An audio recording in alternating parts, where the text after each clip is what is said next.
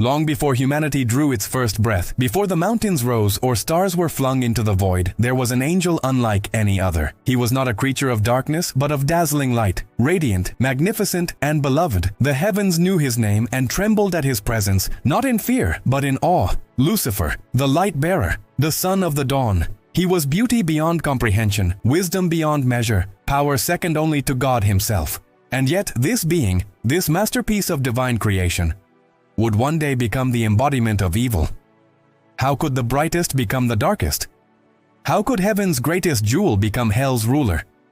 This is the forgotten story, the one buried beneath centuries of fear and myth.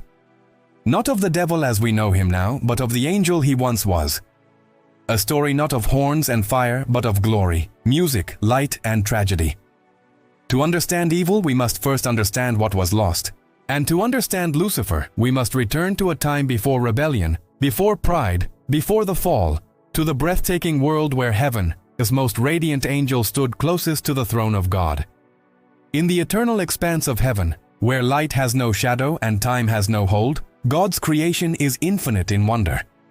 But among all his angelic hosts, countless in number, each magnificent in their own right, Lucifer was unique. The prophet Ezekiel gives us a glimpse into this wonder. You were the seal of perfection, full of wisdom and perfect in beauty. You were in Eden, the garden of God. Every precious stone adorned you. Ezekiel 28:12-13. These are not words of condemnation but of remembrance, a description of who Lucifer was before he became Satan. Lucifer's beauty was beyond mortal imagination. His very being reflected the glory of his Creator.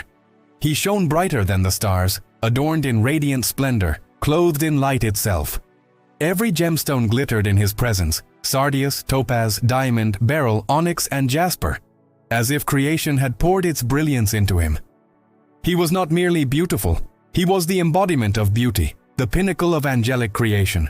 But Lucifer was more than appearance. God endowed him with wisdom surpassing all others. His understanding was vast, his insight profound. He could see the harmony of creation, the intricate order of the cosmos, and the deep mysteries of divine law. His mind was as brilliant as his form, and it was this combination of wisdom and beauty that placed him near the very heart of heaven as throne. The prophet Isaiah calls him the morning star, son of the dawn. Isaiah 14:12. Morning stars herald the sunrise. They shine brightest just before day breaks. And so did Lucifer, blazing with light as one who stood closest to the eternal source of all light.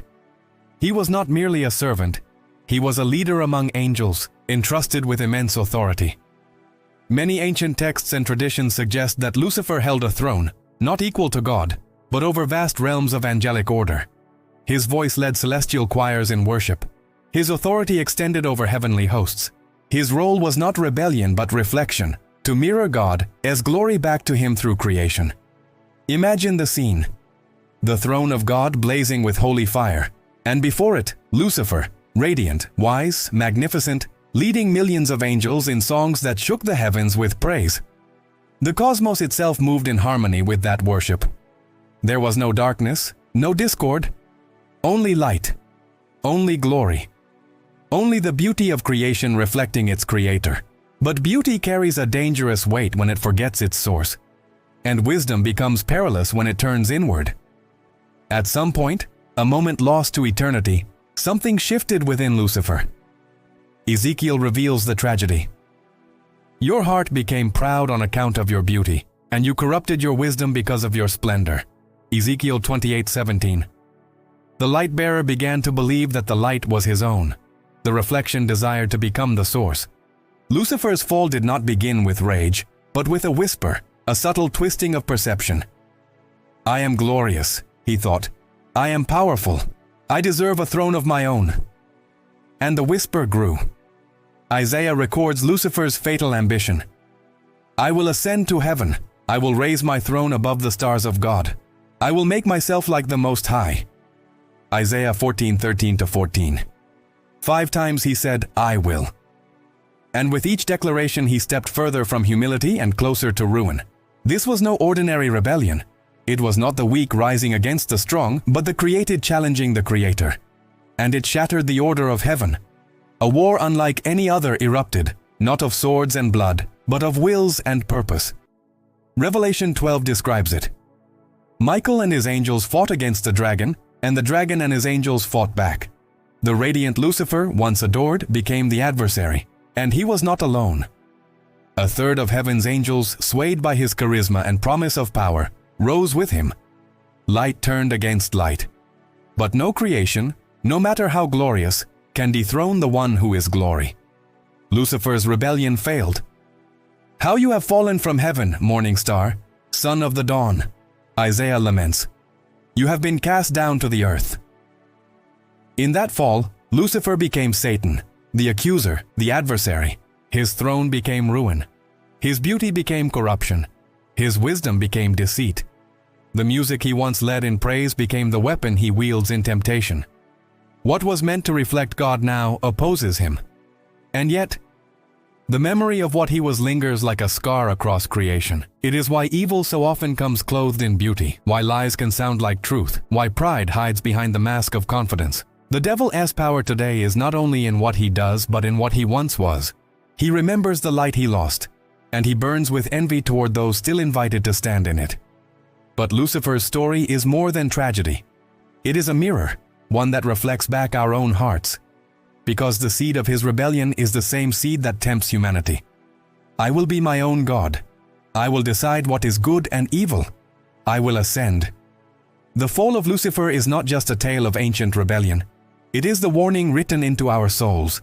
Pride turned an angel into a devil, and pride, if left unchecked, can turn light into darkness in any heart. Yet the story does not end in despair. The god Lucifer challenged still reigns. The throne he sought to steal still stands unshaken. And though the light-bearer fell, the light of the world, Christ, descended to earth not in pride, but in humility.